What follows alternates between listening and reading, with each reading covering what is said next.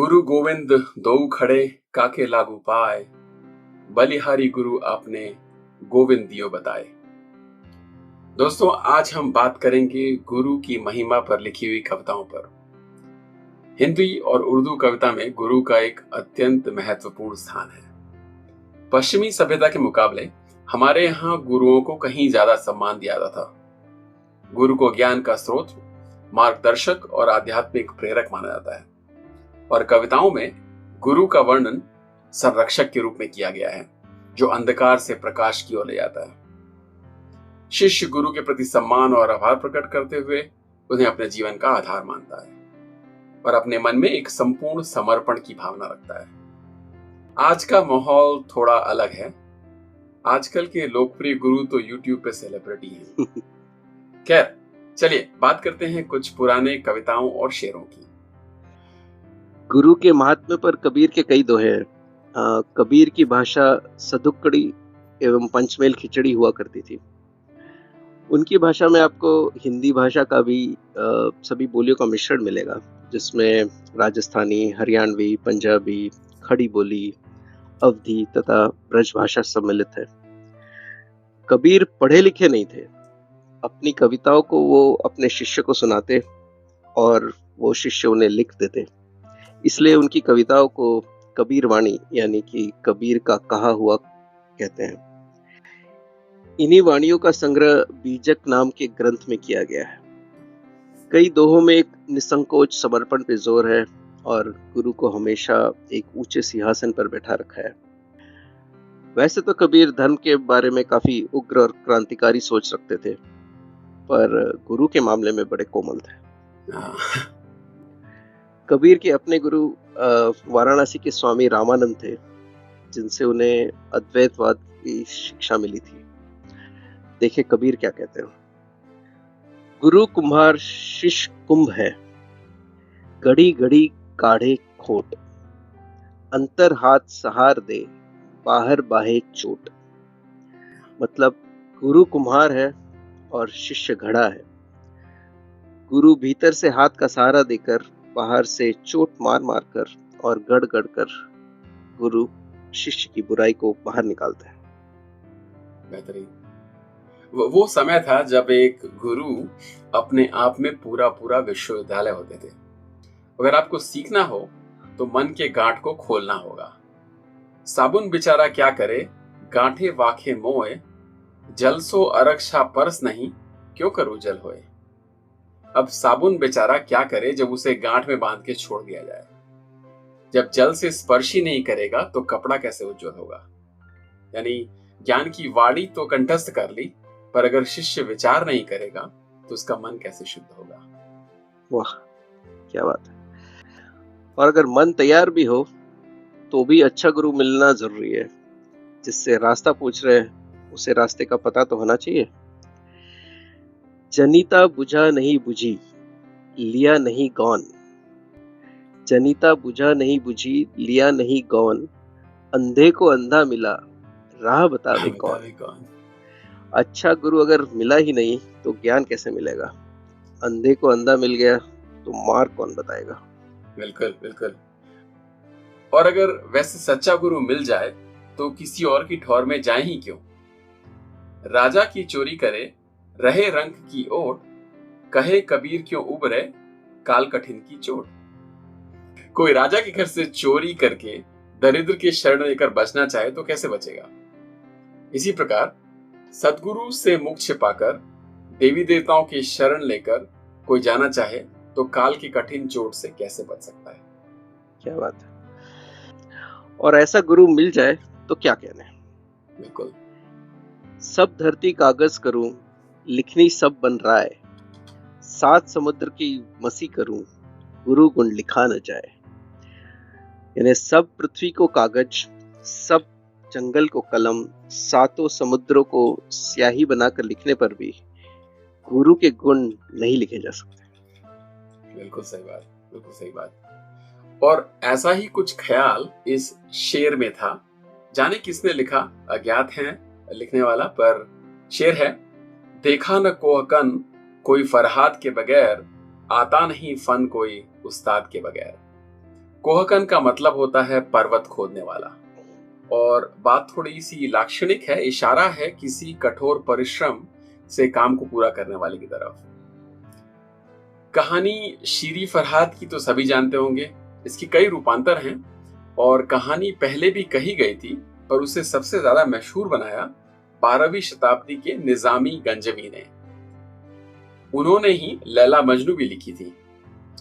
कहानी में ऐसा है कि प्राचीन ईरान के शासक खुसरो परवेज के छलावे में आकर फरहाद ने शीरू को पाने के लिए पहाड़ काटकर दूध की नदी बहा दी थी, और इसलिए उन्हें किसी भी कोहकन, किसी भी पर्वत खोदने वाले का उस्ताद मान सकते हैं। तो शेर एक बार फिर, देखा न कोहकन कोई फरहाद के बगैर, आता नहीं फन कोई उस्ताद के बगैर। क्या बात है। अच्छा, एक दूसरा पहलू यह भी है कि कई बार जितनी महत्ता गुरु की होती है उतनी ही शिष्य की भी। वो कहानी तो सबने सुनी होगी, एकलव्य की, जिसने द्रोणाचार्य की मूर्ति से ही धनुर्विद्या सीख ली और अपना अंगूठा गुरु दक्षिणा के नाम पर देने में एक पल भी नहीं झिझका। बिल्कुल। वैसे ही एक महान शिष्य कर्ण का जिक्र आता है रश्मि रथी में। प्रसंग तब का है जब कर्ण परशुराम से अस्त्र शस्त्र विद्या सीखने ब्राह्मण बनकर जाते हैं। परशुराम जी ने पृथ्वी को क्षत्रिय विहीन करने का प्रण लिया था, पर कर्ण को ब्राह्मण मानकर सारी शिक्षा दे देते हैं। एक बार पेड़ के नीचे बैठे कर्ण की गोद पर सर रखकर परशुराम थक कर सो रहे थे और किसी कीड़े ने कर्ण के पांव में काट लिया। गुरु की नींद न टूट जाए इसलिए कर्ण तटस्थ बैठा रहा, पर अंततः खून की धारा बहती है और गुरु के सिर को स्पर्श करती है और परशुराम की नींद खुल जाती है। वो तुरंत समझ जाते हैं कि ऐसी सहनशीलता किसी क्षत्रिय में ही संभव है। कर्ण को गुरु का घर छोड़ना पड़ता है और उसे श्राप भी मिलता है कि जब उसे इस ज्ञान की सबसे ज्यादा जरूरत होगी तभी उसे स्मृति भ्रम हो जाएगा। चलिए देखें ये मार्मिक दृश्य जहां परशुराम कर्ण को विदा करते हैं और ये भी मानते हैं कि उनसे बड़ा कोई शिष्य नहीं। रश्मि रथी दिनकर जी की। परशुराम का शिष्य कर्ण पर जीवन दान न मांगेगा, बड़ी शांति के साथ चरण को पकड़ प्राण निज त्यागेगा। प्रस्तुत हूं दे शाप, किंतु अंतिम सुख तो यह पाने दे, इन्हीं पाद पद्मों के ऊपर मुझको प्राण गंवाने दे। वाह। लिपट गया गुरु के चरणों से विकल कर्ण इतना कहकर, 2 कणिकाएं गिरी अश्रु की गुरु की आंखों से बहकर। बोले, हाय कर्ण तू ही प्रतिभट अर्जुन का नामी है, निश्चल सका धात राष्ट्रों का विश्व विजय का कामी है। अब समझा किस लिए रात दिन तू वैसा श्रम करता था, मेरे शब्द शब्द को मन में क्यों सीपी सा धरता था। देखे अगणित शिष्य द्रोण को भी करतब कुछ सिखलाया, पर तुझ सा जिज्ञासु आज तक कभी मैंने नहीं पाया। वाह वाह, क्या बात है, बहुत अच्छे। और सर्वश्रेष्ठ शिष्यों की बात उठती है तो सर्वश्रेष्ठ गुरुओं या उस्तादों की बात भी होनी चाहिए, और ऐसे दर्जनों शेर हैं जो एक नाम की बार बार याद दिलाते हैं। इनका वक्त था 1723 से 1810 तक। अपने व्यक्तिगत जीवन में इन्होंने बड़ी परेशानियां झेली, दिल्ली के पतन का दर्द देखा और उर्दू ज़बान को शक्ल दी। उन्होंने 13,500 से ज्यादा शेर लिखे थे और नाम था मीर तकी मीर। उनके शागिर्दों को उनके शागिर्द होने पर भी फख्र होता था। उनमें से एक थे रासिक अजीमाबादी। उन्होंने कहा, शागिर्द हैं हम मीर से उस्ताद के रासिक, उस्तादों का उस्ताद है उस्ताद हमारा। रासिक अजीमाबादी। रासिक साहब थे वजीमाबाद से, जो कि अब पटना है। उनका समय काल था 1748 से 1823 का, और वो अवध के नवाबों की छत्रछाया में और मुगल काल के एक महत्वपूर्ण शायर थे। अब सबको ना तो ऐसे गुरु नसीब होते हैं और ना ही सबको उनकी जरूरत होती है। सुनिए थोड़ा सा एक अलग अंदाज निदा फाजली साहब का। दानाओं की बात न मानी, काम आई नादानी ही, सुना हवा को पढ़ा नदी को, मौसम को उस्ताद किया। दानाओं का मतलब होता है ज्ञानियों की बात। सो दानाओं की बात न मानी, काम आई नादानी ही, सुना हवा को, पढ़ा नदी को, मौसम को उस्ताद किया। क्या बात है, वाह। अच्छे शागिर्द कभी अपने प्रकृति के सानिध्य से सीख लेते हैं और कभी अपने गमों से। मैं वो हूँ जिसका जमाने ने सबक याद किया, मैं वो हूँ जिसका जमाने ने सबक याद किया, गम ने शागिर्द किया, फिर मुझे उस्ताद किया। वाह। ये साकिब लखनवी जी का शेर है, जिनका जन्म 1869 में हुआ था और आज़ादी के 1 साल पहले ही चल बसे थे। शौक शायरी का बचपन से ही था और उन्होंने 12 साल की उम्र से ही शेर लिखना और सुनाना शुरू कर दिया था। उन्हें उर्दू, अरबी और फारसी में महारत हासिल थी और उनका मुशायरों में गज़ल पढ़ने का अपना एक खास अंदाज हुआ करता था। वाह। और ऐसा ही कुछ मुमताज राशिद ने एक शेर में कहा, कोई उस्ताद क्या सिखाएगा जो सबक सानेहे सिखाते हैं।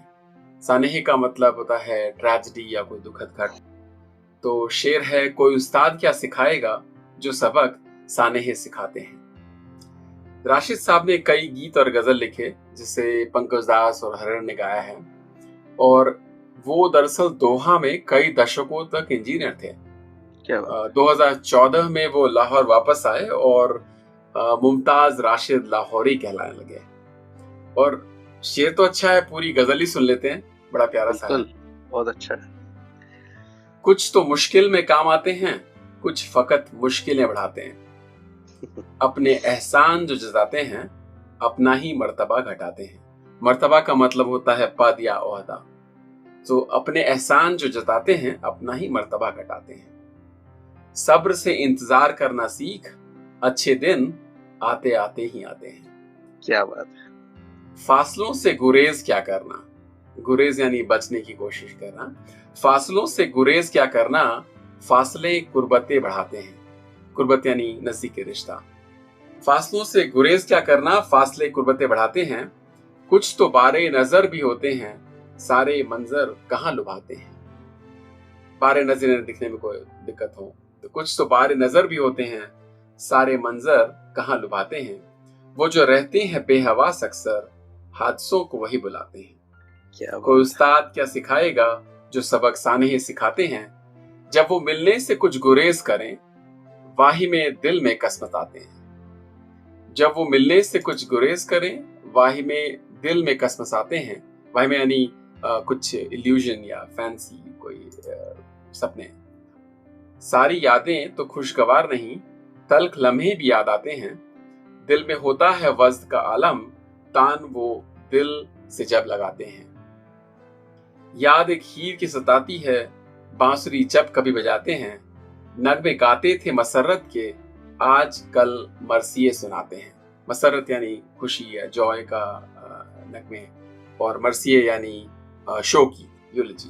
तो नगमे गाते थे जो मसरत के, आजकल मरसिये सुनाते हैं। बात की बात ही से कहिए, कह कहे दर्द व गम मिटाते हैं। कम ही अब रह गए जो राशिद, दर्द की महफिल सजाते हैं। क्या बात है, वाह।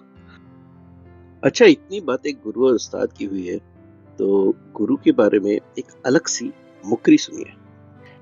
मुकरी एक लुप्तप्राय काव्य विधा है जिसे कह मुकरी भी कहते हैं। हजरत अमीर खुसरो द्वारा विकसित इस विधा पर भारतेंदु हरिश्चंद्र जी ने काफी काव्य सृजन भी किया था। कह मुकरी का मतलब कह के मुकर जाना। इस विधा में दो सखियों के बीच का संवाद निहित होता है, जहां एक सखी अपने प्रियतम को याद करते हुए कुछ कहती है, जिस पर दूसरी सखी बूझती हुई पूछती है कि क्या वह अपने साजन की बात कर रही है। तो पहली सखी बड़ी चालाकी से अपने इशारों से मुकर कर, इनकार कर, किसी अन्य सामान्य सी चीज की तरफ इशारा कर देती है।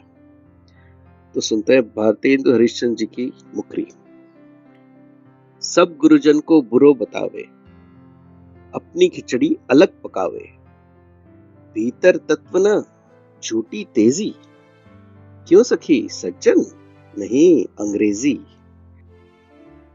ये एक मुकरी के सहारे एक अनोखा कटाक्ष था अंग्रेजों के ऊपर।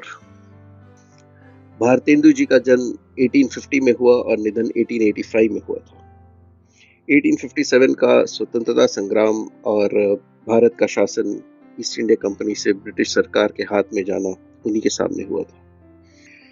वो बहुमुखी प्रतिभा के धनी थे, साहित्यकारों के नेता और समाज को दिशा देने वाले सुधारवादी विचारक थे, और उनकी कविताओं में ब्रिटिश साम्राज्यवादी नीति के प्रति असंतोष और स्वतंत्रता का महत्व मुखर होता है।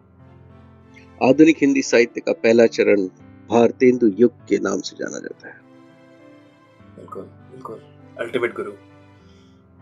अच्छा, ये जरूरी नहीं कि गुरु कोई एक इंसान ही हो। कोई समुदाय, कोई संस्कृति, कोई देश भी मार्गदर्शन कर गुरु का पद पा सकता है। ऐसा ही कुछ अटल बिहारी वाजपेयी जी ने अपनी कविता में अपने देश के लिए कहा। थोड़ा इतिहास और थोड़ी भविष्य की आकांक्षा। कविता सुने। मैं अखिल विश्व का गुरु महान, देता विद्या का अमरदान। मैंने दिखलाया मुक्ति मार्ग, मैंने सिखलाया ब्रह्म ज्ञान। मेरे वेदों का ज्ञान अमर, मेरे वेदों की ज्योति प्रखर। मानव के मन का अंधकार क्या कभी सामने सका ठहर। मेरे स्वर नभ में घर घर, सागर के छल में छैर छैर। इस कोने से उस कोने तक कर सकता जगती सौरभ है। क्या बात है। चलिए, आज के लिए इतना ही। जल्द ही फिर मिलेंगे। मैं हूं अनूप और मैं अमोल। आप सुन रहे थे अनमोल बोल। नमस्कार। नमस्कार।